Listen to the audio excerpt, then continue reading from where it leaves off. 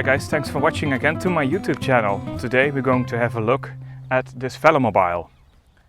Well, what you're looking at is one of the first Quatrevelos. Formerly it was known as the Quatrevelo, but I don't know exactly why its name changed, but I believe it has something to do with Audi, but that doesn't matter. This is a fantastic bicycle that is improved since it was released in, I believe, 2016. It has 4 wheels and it's more stable in general than the 3-wheel Velomobiles that are most common. One could argue about the speed.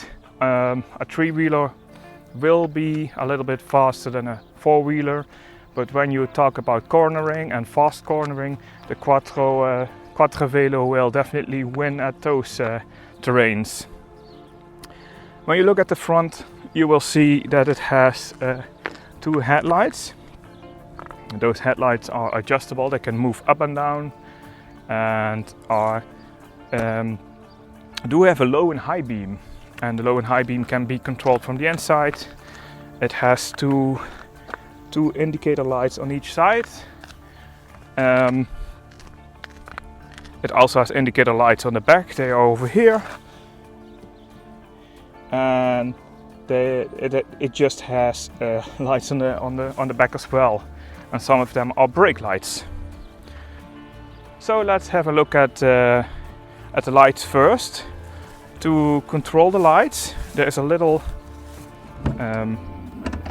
dashboard inside, and this dashboard looks like this. And here's a tumble switch. It has two on positions and 1 off position. You can put it in low beam by pressing the 1, and then you will have low beam lights, and pressing 2 will turn on the high beam lights. Let's see if we can see this. Turn to the front, put it on low beam, and let's see how it looks. So this is how low beam looks. It's daylight, so you don't see it really well, but I hope you can see. And then you have the high beam. And the high beam, you can turn on the high beam by pressing 2 on the tumble switch. So it has 3 positions, like off, low beam and high beam. High beam looks like this. It's just a little bit brighter, as you might expect. Yeah, and that's pretty much it about the lights. Let's have a look at the back. I will put it in low beam first. Let's have a look at the back. When I close the racing hood, we can see it a little bit better. So there are 3 lights turned on. 2 at the bottom and 1 at the top, as you might see. So these are the normal tail lights, and those lights over here turn on when you press the brake, or there is a button that you can press when it's very foggy. It's over here. Let's see. It's at the top over here. It has an on and off position. When I turn it on, it will turn on the brake lights permanently. So normally those are only used when braking, but now they're permanently on, and that's handy when it's misty outside, misty, foggy. So that was that. Now have a look at the turn signals. To turn on your turn signals, you will first obviously need to release the steering wheel. This is the steering wheel. It has a tumble switch over here. It's now in the off position. When I move it to the right, maybe you can guess it, the right indicator lights will turn on. Even in broad daylight, they are very, very bright. though they are small indicator lights, some kind of LEDs, I guess. I don't know exactly what it is, but it's just very bright. When I turn on the turn signals to the other side, I will just press the tumbler switch to the left. It's easy as that. And obviously on the other side, the left side, the turn signals will turn on. Very logical, isn't it? So, now let's have a look. I will put this in tripod mode.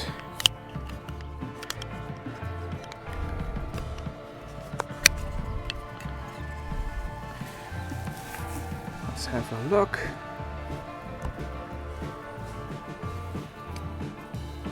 I can also move the headlights.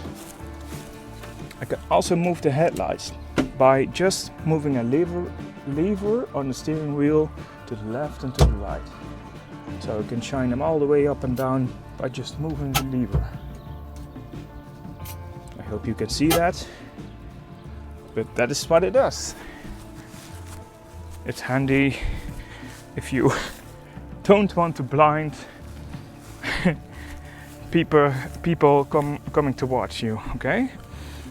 I want to show you the lever. It's on the steering wheel as well. It's just at the bottom. It's over here. It looks a bit like a gear shifter, and maybe it is.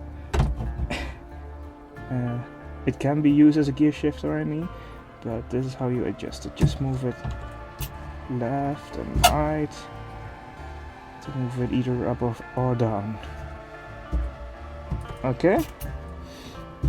Well, the next thing on the steering tiller is this red button. Red means you don't need to press it all the time because something's bad is about to happen. Hello. Yeah, when you press the red button, it will sound a horn.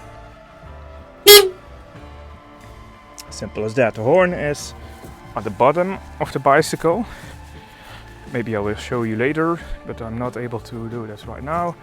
The horn is at the bottom of the bicycle. Hello. Hello.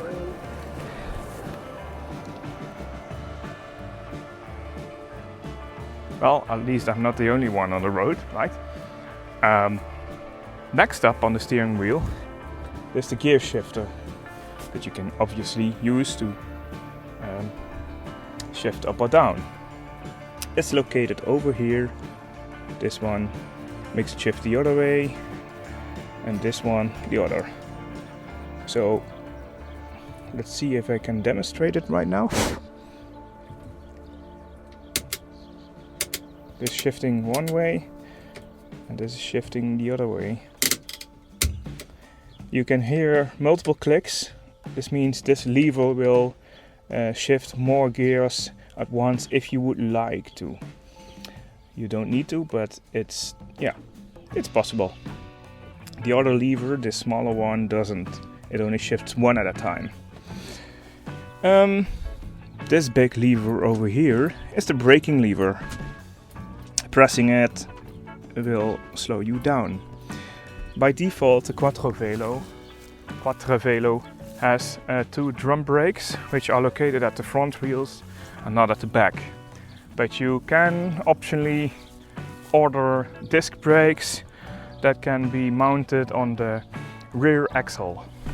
I will show you that in a moment. I don't have those brakes, but I will show you how the rear end of a Quatrevelo works. Now, to put it on a handbrake, which is useful when you want to get in or out, you need to move this lever down and move this rod into place. Normally I would do it using two hands, but now it takes me a little bit more force using one hand. So this rod prevents the lever from releasing and moving upwards. There's also this little piece of metal next to my thumb. This little piece of metal closes some kind of circuit which turns off the braking lights. See, at the moment they aren't turned on because these are the braking lights. So don't remove the piece of metal.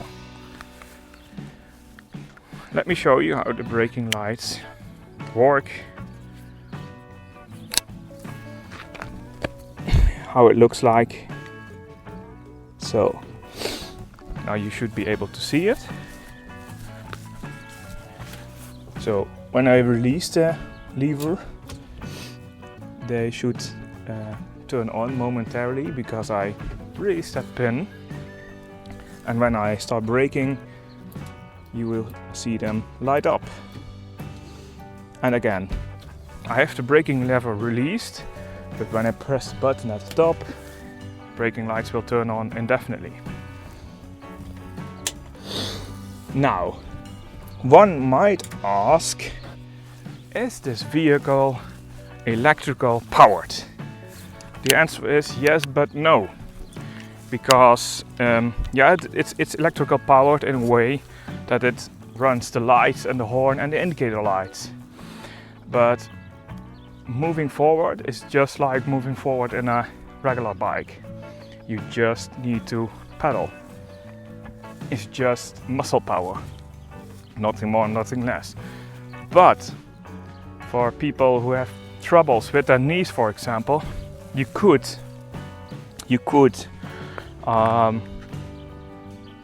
modify your bike pretty easily with parts you can get from velomobiel.nl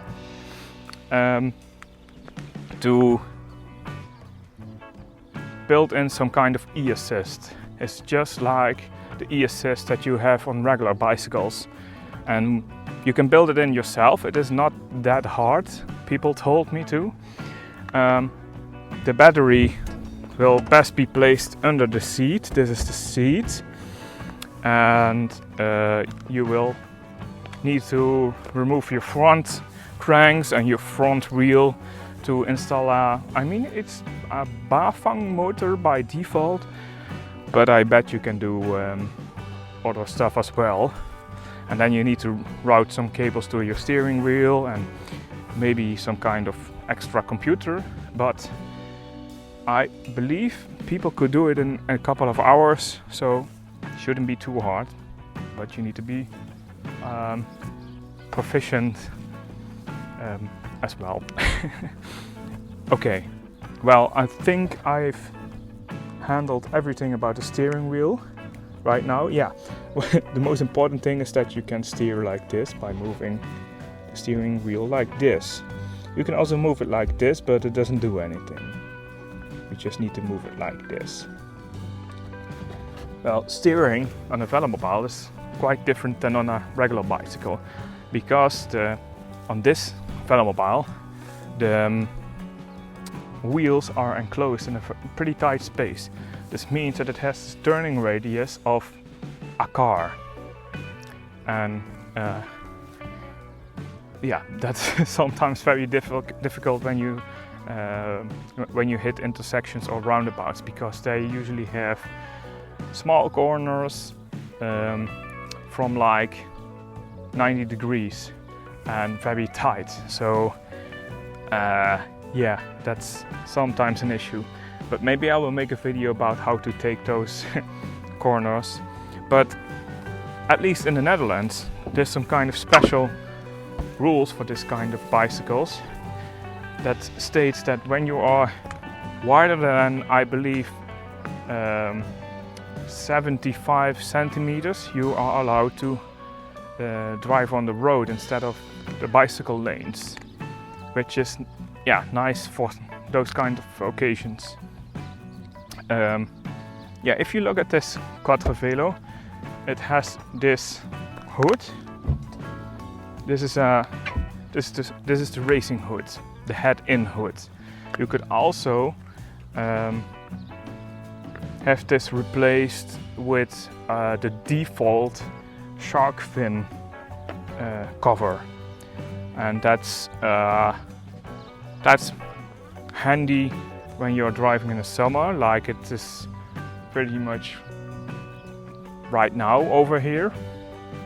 But I still would recommend the racing hood, because in the summer it's also nice in a way that it provides a little bit of shade, but it will get a little bit hotter in the Velomobile. Yeah, so that's that.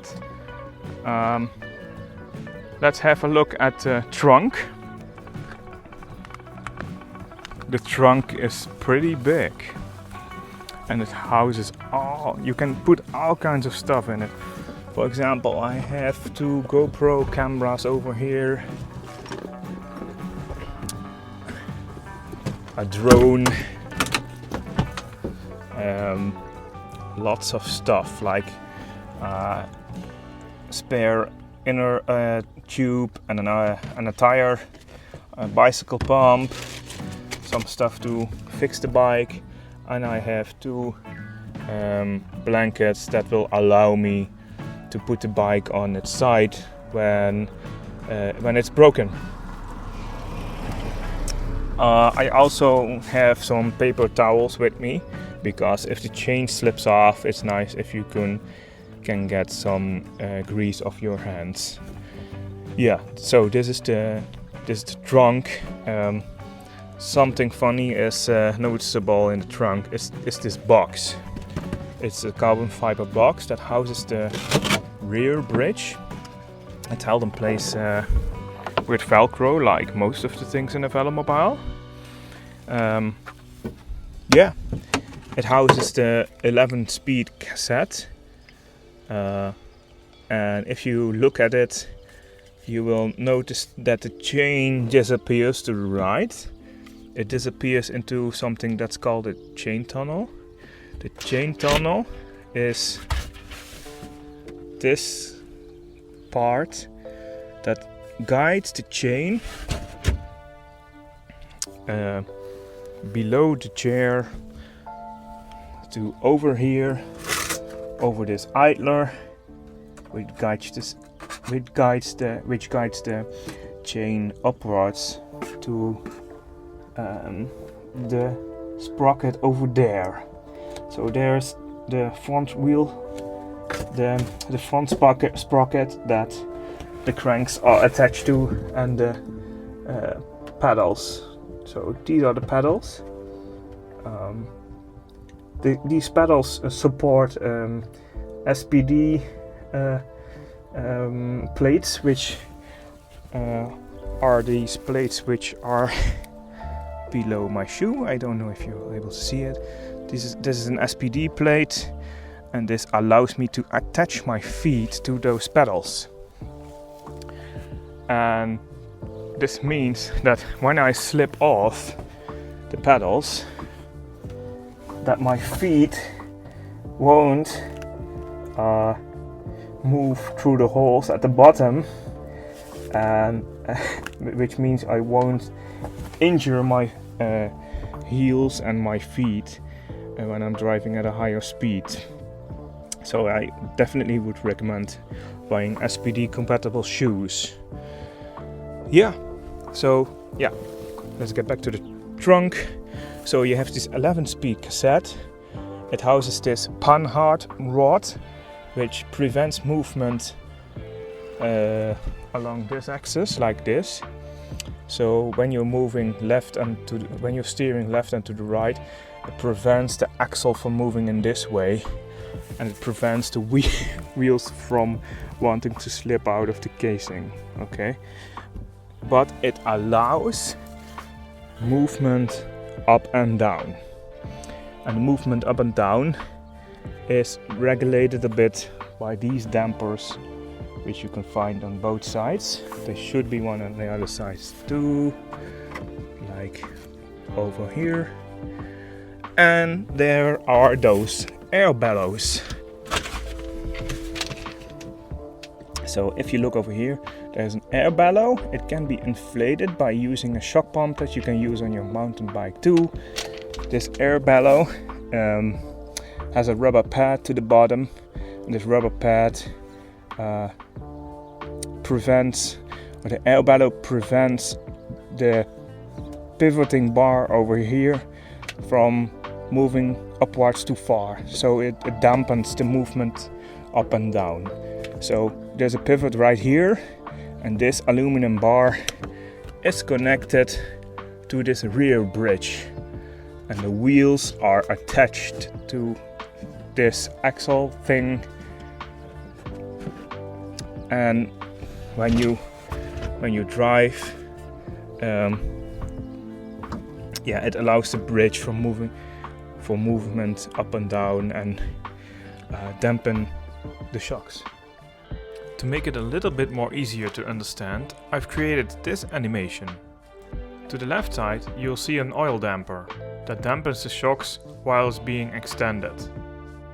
In the middle there's an air bellow that dampens shocks while being compressed.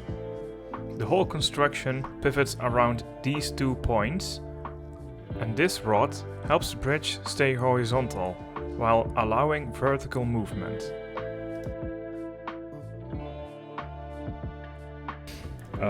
The next thing you have, I might move to the other side first, is that there is a little hatch. There's a little hatch located at the bottom. It's over here. And this little hatch will allow access to the cassette and the derailleur from the bottom of the bike. So when you need to service your derailleur, you need to open this hatch, and then you can service the derailleur, which is located over here. You can see it at the moment. You can service it from the bottom. So yeah, that's that. So that's pretty much it for the rear end, for the bridge of the Velomobile. And if you look over here, there is also a plate that says QV302, which is the chassis number of my bicycle. So let's close it up.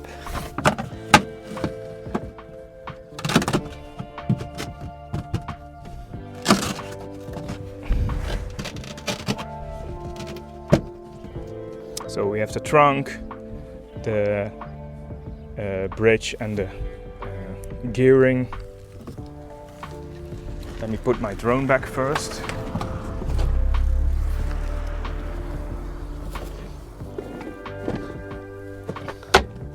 And then we have the manhole and seat. So this is the seat. It has a very nice cushion. This material is called Fantasit, if I'm correct. I believe it's a brand, I don't know exactly, but it's a nice material.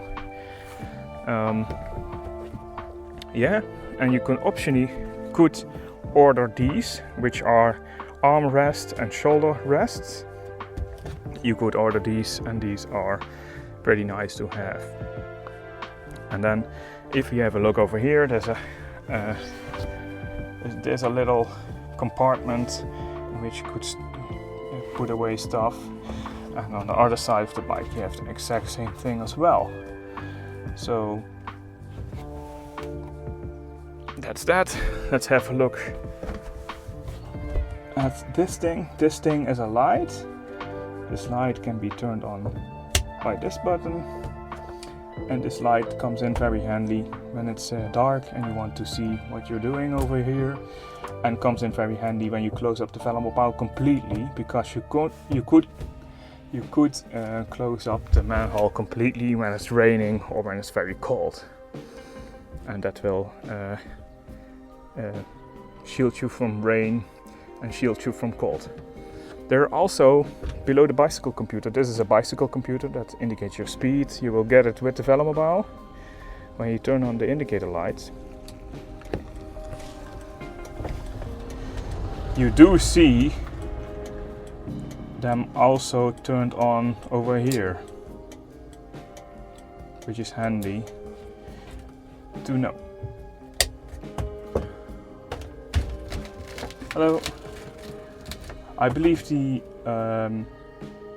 older Velomobiles also had an indicative sound that you could hear when you turn on the indicator lights. I believe it's like a beeping sound, but this one obviously doesn't do that anymore. You will hear the clicking of a relay, but that's not something, it's not like a beep. Well, okay. Yeah, to the other side, let me move to the other side first. There is that same kind of compartment, but you also have this. You could also have a cup holder over here in which I currently store my wallet and my keys. You could optionally install this bar, which allows you to mount GPSs, and you will have this.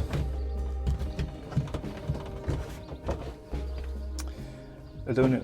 Yeah, you are able to see it. It houses two USB-A ports, which allows you to charge your phone. And you can turn on those ports by pressing a button like this, and then you can charge your phone. But how does that work? Like I said, this Velomobile is just powered by your legs. With one exception, this battery will provide power to all the electronics, like, for example, those ports you did see. These ports, but it will also power the lights and the indicator lights. The bicycle computer has a battery cell, like those flat batteries, you know. Yeah, so this is the battery. This battery can be simply recharged because it has a plug that can be pulled loose, and then you can plug it into a wall wart to charge it. It's that simple. Let me. Okay, let's have a look at the next part, which is the racing hood itself. So this is the racing hood. It just has like a visor like a motorcycle has. It has these little dots over here, which allow you to insert pin lock visors that prevent you, for example, like fogging up, or it will allow you to install some shades, which are, yeah, pretty good idea if you ask me, because the front of the Velomobile will reflect sometimes very badly into your eyes, and yeah, you will definitely need some shades with you if you drive through the sun. This stuff at the top is something that I pasted on. These are GoPro mounts, and this is a regular camera mount. It's a GoPro mount, but it has a screw-like connector, which allows me to attach different kinds of cameras. And this is how my cameras are mounted to the Velomobile. If you have a closer look at this, there is some kind of patch which comes with the Velomobile, and this patch protects your paint, because if you open the visor like this, it will hit this part and it prevents it from scratching. I believe this has the same kind of function, which is like a rubber strip that's located over here. When you look inside of the racing hood, you will see this kind of cushion. This is your headrest, and yeah, that's very nice to have. Hello. Hi. When you close the hood like this, you will notice these straps. These straps can be moved backwards like this, and they will attach to the inside and prevent you prevent the hood from flying open when you drive really fast. I believe it could open with speeds over 50 kilometers an hour, which are, yeah, you can hit those speeds pretty easily if you get downhill. If you're driving on a flat road, it will be a little bit harder, but still possible. When I'm commuting, I'm driving somewhere between like 30 kilometers an hour and 50, and I can do that for prolonged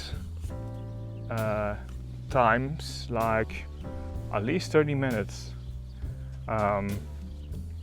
Yeah, but I think the average speed you would drive in a Velomobile is something like 25 to 36 if you are having a very good condition.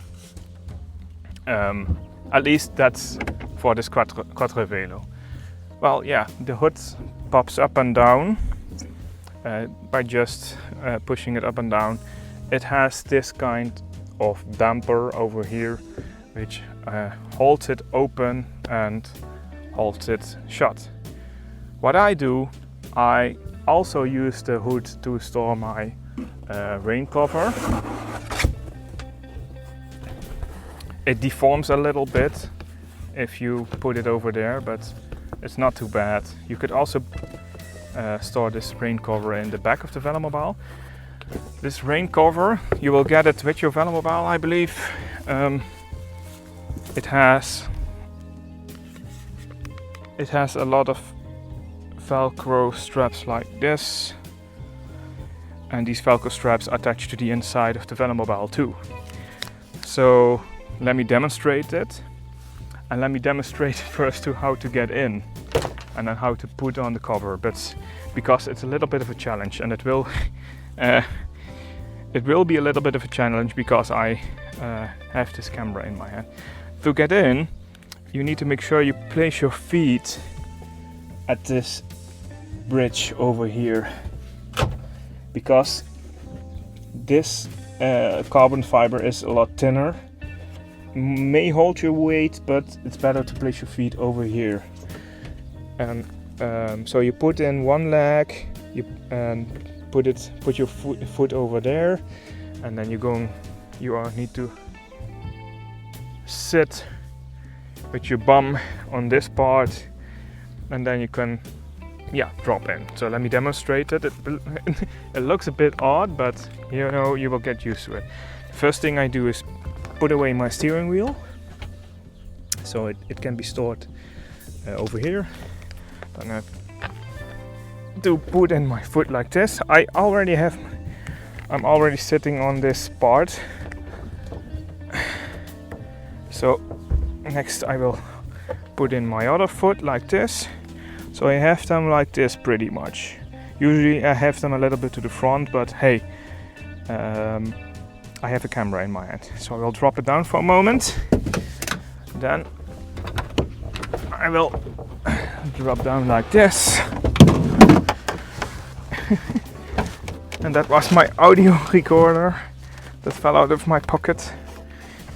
So yeah, now we are in, and then we can move this steering wheel like this, adjust the pedals so we can click our feet stuck to them. And then the next thing I do is move this cover over me. I will attach the front part first. I will attach nothing next. I will first close the hood like this, and then I can attach all the Velcro straps like this. So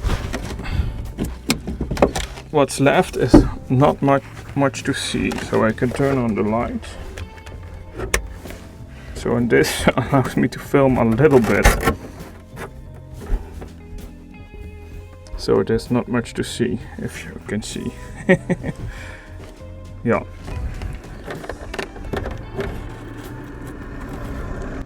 So yeah, that's how our cover works, and that's how dark it is inside. And I will get out first and I will show you how much you can see through the slit that is left when you close up the hood like this.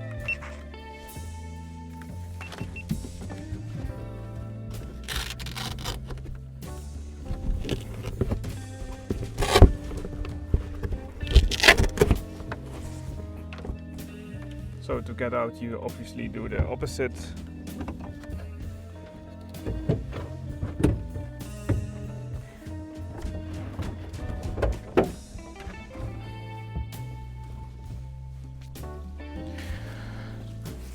So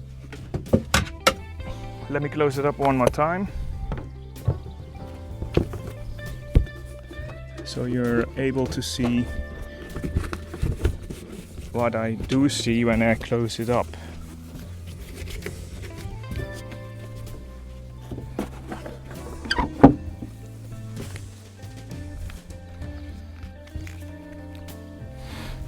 So I hope you're able to see it. Turn it on.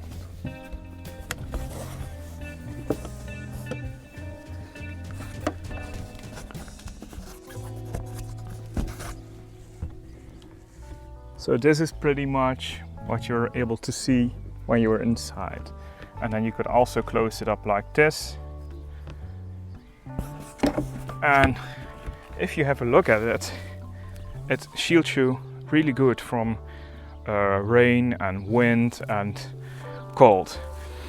The openings to the side are very nice because it allows some air to come in, which, believe it or not, is even nice to have when it's winter, because when you're driving you will get hot and you will sweat, and the sweat needs to get out, and the sweat will get out through these holes. And when you stop at a traffic light, you need to open this one, because else it will fog up. All the condensation will hit your visor, and then you're not able to see anything. There's also a problem if you have glasses. So I don't use it very often. I did use it when it was -6 degrees Celsius. So yeah, that was pretty much everything I wanted to tell about the Velomobile.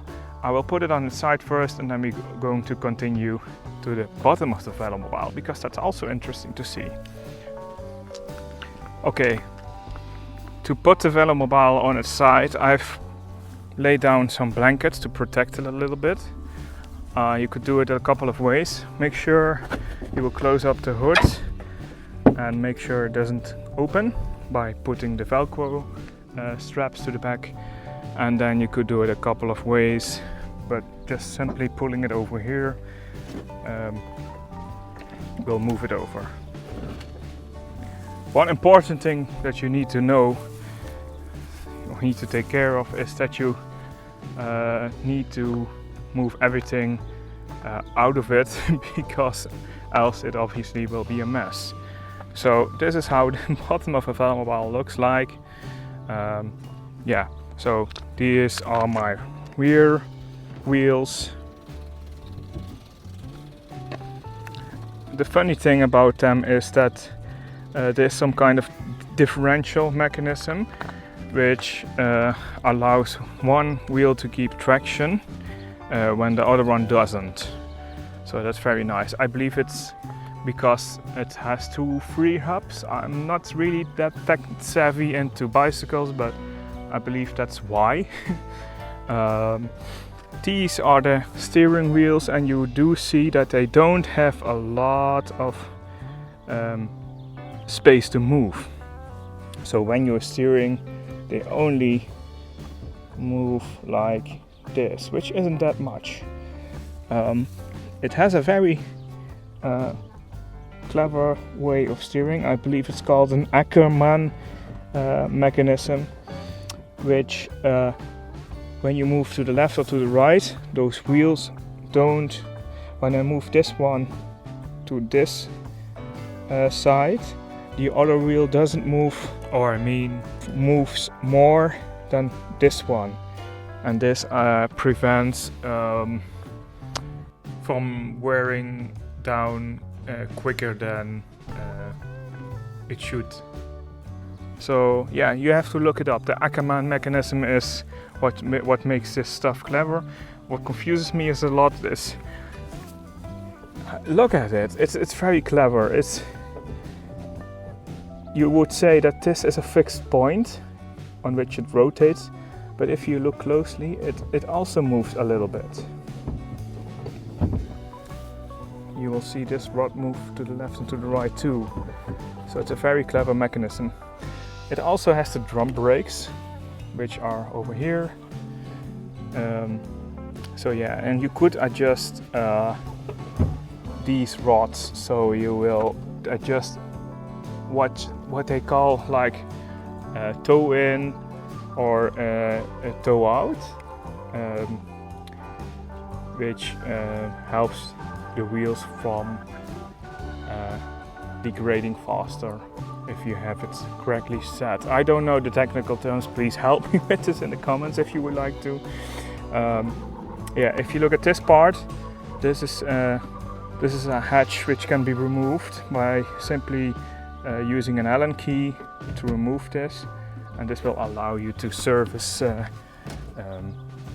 front chain sprocket and the chain. It will also allow you to have better access to these pedals, and if you have a look over here, these screws, which are also located at the back, hold the pedals and the chain ring at its place, and if you feel that you need to adjust it because you are a little bit shorter or longer than how it's set, then you can loosen them all and move the whole assembly a little bit to the front or to the back to allow for that. There's also a chain tensioner over here, which is basically just an idler over here, an idler over there, and a spring and a moving rod that will tension the chain when you shift. Yeah, it's that simple. It is when your pants are hitting the chain, you will may have them stuck between the chain and the tooth of the sprocket, and that will sometimes cause the chain of popping off. So make sure you know how this works, because that knowledge will keep in come handy someday. Yeah, the next thing you could have a look at is this horn, which works like we've seen before. And then we can have a look at the hatch I told you about. This is the hatch to service your derailleur. You can move it off like this and move it out of the way, which is a little bit of a hassle.